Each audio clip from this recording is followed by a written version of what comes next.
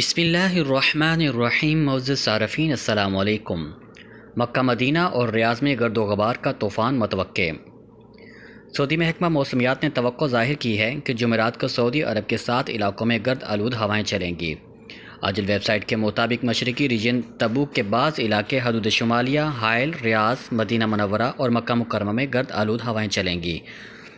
در اثنا باہا ریجن سے ملنے والی رپورٹ کے مطابق بدھ کو باہا شہر اور اس کی 5 کمشنریوں میں رات 9 بجے تک بارش کا سلسلہ جاری رہا۔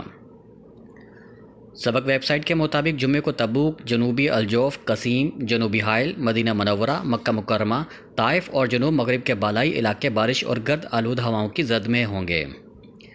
سعودی خبر رساں ادارے ایس پی اے نے محکمہ موسمیات کے حوالے سے بتایا کہ مدینہ منورہ ریجن میں بدھ کو گرج چمک کے ساتھ بارش ہوئی۔ خاص طور پر المہد اور وادی الفراق کمشنریوں میں رات دیر گئے تک بارش ہوتی رہی۔